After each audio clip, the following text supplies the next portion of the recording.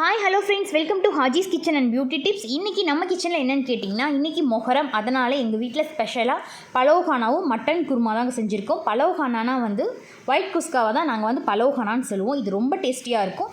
நான் பலோகானா மட்டன் குருமா ரெண்டுமே இந்த வீடியோலேயே போட்டிருக்கேன். ஸோ வீடியோவை ஸ்கிப் பண்ணாமல் பாருங்கள். வாங்க இதை எப்படி செய்யலான்னு பார்க்கலாம்.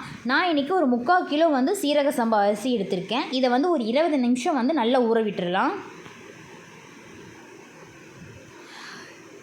75 கிராம் நெய் எடுத்திருக்கேன். 4 பட்டை, 5 ஏலக்காய், 5 கிராம்பு எடுத்து வச்சுருக்கேன். ஒரு பெரிய வெங்காயத்தை நல்லா நீளமாக கட் பண்ணி 5 பச்சை மிளகாயும் எடுத்து வச்சுருக்கேன். 1 கப் புதினா, 1 கப் கொத்தமல்லி இலை எடுத்து வச்சுருக்கேன். ஒரு 4 டேபிள் ஸ்பூன் இஞ்சி பூண்டு பேஸ்ட் எடுத்திருக்கேன். இப்போ ஒரு பாத்திரத்தில் ஃபஸ்ட்டு நெய் ஆட் பண்ணிடலாம். எப்பயுமே குஸ்காவுக்கு நெய் தாங்க அதிகமாக சேர்த்தணும். எண்ணெய் கொஞ்சமாக சேர்த்துனா தான் டேஸ்ட்டாக இருக்கும். இப்போ கல்லெண்ணெயும் சேர்த்திடலாம்.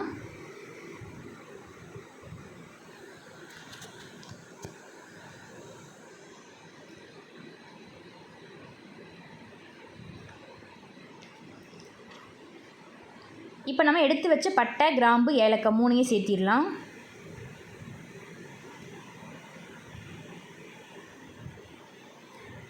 இப்போ நம்ம வெங்காயம், பச்சை மிளகாய் 2ஐயும் ஆட் பண்ணிடலாம்.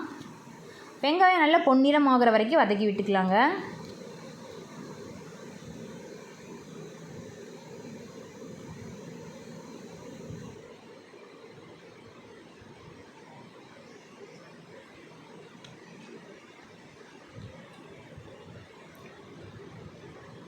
இப்போ நம்ம இஞ்சி பூண்டு பேஸ்ட்டையும் ஆட் பண்ணிடலாம்.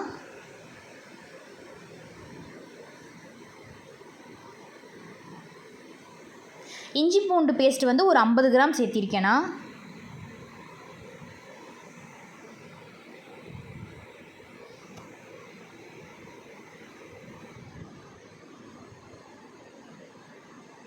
இஞ்சி பூண்டு பேஸ்ட் நல்ல பச்சை வாசம் போகிற அளவு நல்லா வதக்கி விட்டுக்கலாம். இப்போ 1 கப் புதினா, 1 கைப்பிடி அளவு கொத்தமல்லி இலை 2ஐயுமே ஆட் பண்ணிடலாம். இதுவும் பச்சை வாசம் போகிற அளவு நல்லா வதக்கி விட்டுக்கலாங்க. இந்த குஸ்கா ரொம்பவே டேஸ்டியாக இருக்கும். எங்கள் வீட்டில் எல்லா ஃபங்க்ஷன்லேயுமே செய்வோம். பிரியாணிக்கு ஈக்குவலான ஒரு ரெசிபினா இது தாங்க, குஸ்கா குருமா தான். நிக்காக்கு முன்னாடி நாள் சுக்ரானால நாங்கள் எல்லாருமே குஸ்கா குருமா தான் அதிகமாக செய்வோம். நீங்கள் இதை ஒரு தடவை கண்டிப்பாக ட்ரை பண்ணி பாருங்கள். வாரம் கண்டிப்பாக செய்வீங்க, அவ்வளோ நல்லாயிருக்கும்.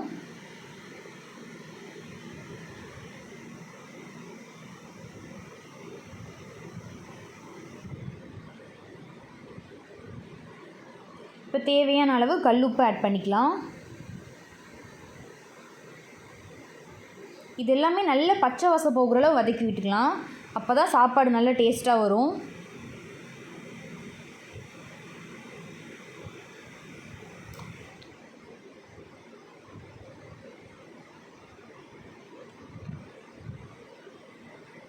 இப்போ எல்லாம் நல்லா வதங்கிருச்சு. இப்போ தண்ணி சேர்த்திடலாம். நான் 1 கப் அரிசி சேர்த்துனேன். அதே கப்பில் 2 கப் தண்ணி ஆட் பண்ணிக்கலாம்.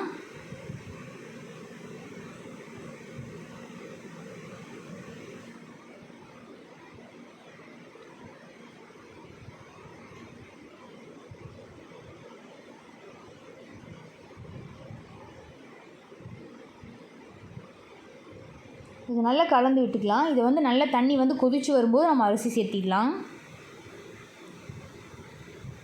இப்போ நம்ம மூடி போட்டு தண்ணி கொதிக்கிற வரைக்கும் வெயிட் பண்ணலாம்.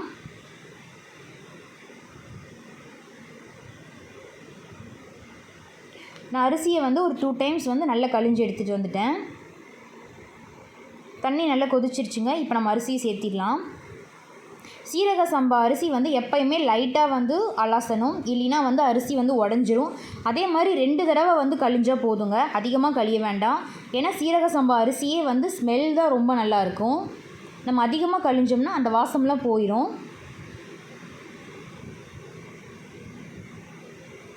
இப்போ நம்ம இதை மூடி விட்டு சிம்மில் ஒரு 20 நிமிஷம் விட்டுடலாம்.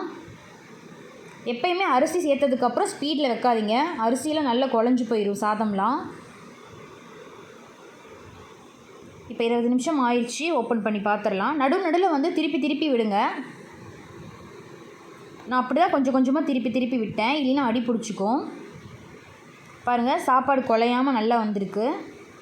இந்த சாதத்தை சின்ன குழந்தைங்களுக்கே நம்ம இப்படியே ஊட்டி விடலாம், அவ்வளோ டேஸ்ட்டாக இருக்கும். குழந்தைங்களாம் விரும்பி சாப்பிடுவாங்க. அவ்வளோதாங்க, குஸ்கா ரெடி ஆயிடுச்சு. நம்ம அடுத்தது வந்து குருமா பார்க்கலாம். இதை ஓரமாக ஒரு பக்கம் எடுத்து வச்சிடலாம். இப்போ குருமாவுக்கு நான் வந்து ஒரு 200 கிராம் சின்ன வெங்காயம், இஞ்சி பூண்டு 5 பட்டை 3 ஏலக்காய் 5 கிராம்பு எடுத்திருக்கேன். இது எல்லாமே மிக்ஸி ஜாருக்கு மாற்றி நல்ல பேஸ்ட்டாக அரைச்சிடலாம், தண்ணி சேர்த்தாமல். தாளிப்புக்கு ஒரு பட்டை, ஒரு ஏலக்காய், 2 கிராம்பு, அதே இஞ்சி பூண்டு சின்ன வெங்காயம் பேஸ்ட்டு, 1 கப் கொத்தமல்லி, 1 கப் புதினா, ஒரு 3 தக்காளி கட் பண்ணி வச்சுருக்கேன், 3 பச்சை மிளகாய் எடுத்து வச்சுருக்கேன், 2 டேபிள் ஸ்பூன் மல்லித்தூள், 1 டேபிள் ஸ்பூன் மிளகாய்த்தூள், ஒரு 1/4 டேபிள் ஸ்பூன் மஞ்சள்தூள் எடுத்து வச்சுருக்கேன். இப்போ குக்கரில் தேவையான அளவு ஆயில் சேர்த்திடலாம்.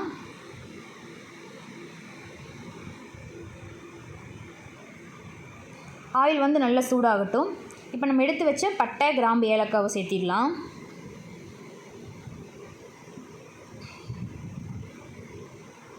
இப்போ நம்ம இஞ்சி பூண்டு அரைச்சி வச்சோம் இல்லைங்களா, சின்ன வெங்காயம்லாம், அதையும் சேர்த்திடலாம்.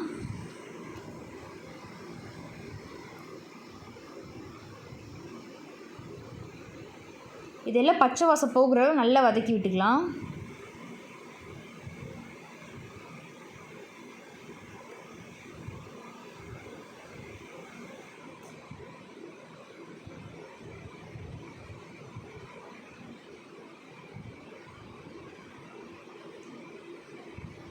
இப்போ பாருங்கள், பச்சை வாசம் போய் கலரே சேஞ்ச் ஆயிடுச்சு. இப்போ நான் வந்து 3 தக்காளி கட் பண்ணி வச்சுருக்கேன், 3 பச்சை மிளகாய் எடுத்திருக்கேன், இதையும் ஆட் பண்ணிடலாம். மீடியம் சைஸ் தக்காளி தாங்க 3 கட் பண்ணேன், அதுவே போதும்.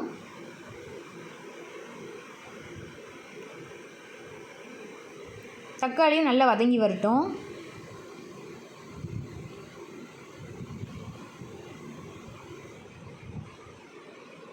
தக்காளியும் நல்லா வதங்கிடுச்சு.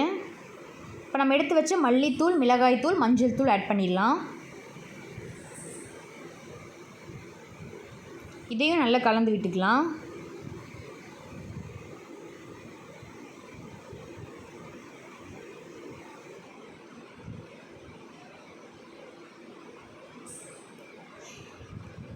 ஒரு கப் புதினா, 1 கப்பு கொத்தமல்லி இலை, ரெண்டையுமே ஆட் பண்ணிடலாம்.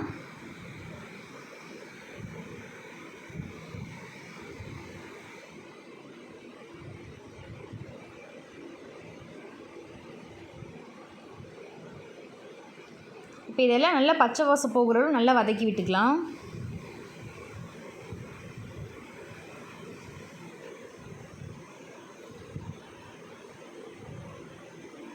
நான் இன்றைக்கி 3/4 கிலோ மட்டன் வந்து எடுத்து வச்சுருக்கேன். பீஸ் வந்து கொஞ்சம் பெருசாக தான் போட்டு வச்சுருக்கோம்.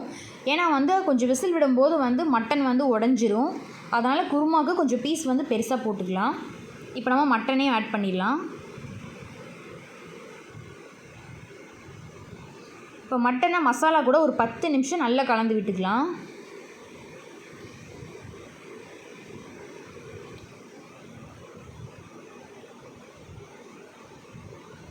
எப்பயுமே எந்த நான்வெஜ் ரெசிபி ஆனாலுமே நீங்கள் வந்து மட்டனோ சிக்கனோ எது ஆட் பண்ணாலும் ஆட் பண்ண உடனே வந்து தண்ணி சேர்க்கவே கூடாதுங்க. இந்த மாதிரி வந்து மசாலாவில் கலந்து எண்ணெய் பிரிஞ்சு வரும்போது தான் தண்ணி சேர்க்கணும். அப்போ தான் வந்து நம்ம என்ன செஞ்சாலும் அது டேஸ்ட்டாக இருக்கும். இப்போ தேவையான அளவு கல்லுப்பு ஆட் பண்ணிட்டேன்.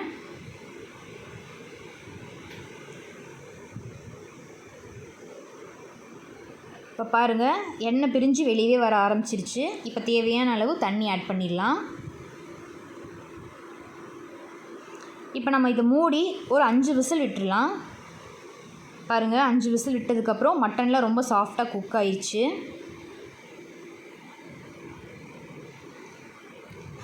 நான் வந்து ஒரு 3 உருளைக்கிழங்கு வந்து தோல் நீக்கி இந்த சைஸில் வந்து கட் பண்ணி வச்சுருக்கேன். இதை வந்து ஆட் பண்ணிக்கலாம். குருமானாவே நாங்கள் உருளைக்கிழங்கு எப்பயுமே ஆட் பண்ணுவோங்க. அப்போ தான் குருமா ரொம்ப டேஸ்ட்டாக இருக்கும். ஆனால் ரொம்ப சின்னதாக உருளைக்கிழங்கு போடக்கூடாது, ஒரு மீடியம் சைஸில் போடணும். இல்லைனா உருளைக்கிழங்கு வந்து நல்லாவே உடஞ்சிரும். நான் வந்து ஒரு பெரிய தேங்காய் எடுத்து அரைச்சி தேங்காய் பால் எடுத்து வச்சுருக்கேன். இதையும் வந்து ஆட் பண்ணிடலாம்.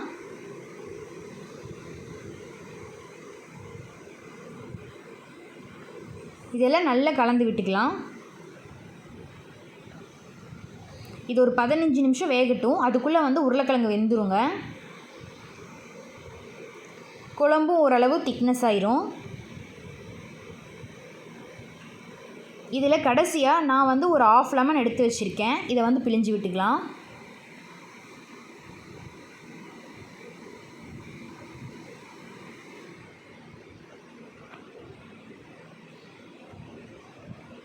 அவ்வளோதான். இதை நல்லா கலந்து விட்டுட்டு ஒரு 15 நிமிஷம் வந்து நல்லா கொதிக்கட்டும்.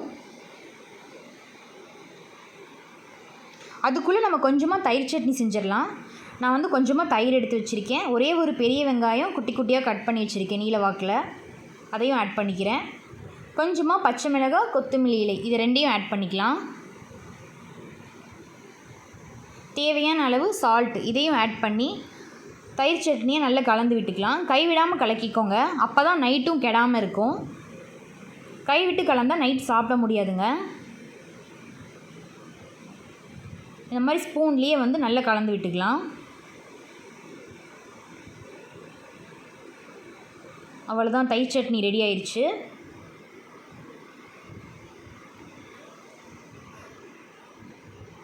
இது ஒரு ஓரமாக இருக்கட்டும், நம்ம குழம்பு போய் பார்க்கலாம்.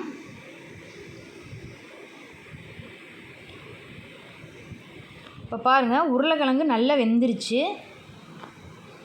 பார்த்தாவே தெரியுது. குழம்பு வந்து கொஞ்சம் திக்னஸாக ஆயிடுச்சு. அவ்வளோதாங்க, குருமா ரெடி ஆயிடுச்சு. நீங்களும் இந்த மாதிரி குஸ்காவும் குருமாவும் வீட்லேயே ட்ரை பண்ணுங்கள், ரொம்ப டேஸ்டியாக இருக்கும். இது வந்து பிரியாணிக்கு ஈக்குவலான ரெசிபிங்க, அவ்வளோ டேஸ்ட்டாக இருக்கும். நீங்களும் கண்டிப்பாக ட்ரை பண்ணி பாருங்கள். இந்த வீடியோ உங்களுக்கு பிடிச்சிருந்தா என் சேனலை சப்ஸ்கிரைப் பண்ணுங்கள், கூட இருக்க பெல் சிம்பிளையும் கிளிக் பண்ணுங்கள். அப்போ தான் நான் போடுற வீடியோஸ் உங்களுக்கு நோட்டிஃபிகேஷனில் காமிக்கும். தேங்க்ஸ் ஃபார் வாட்சிங்.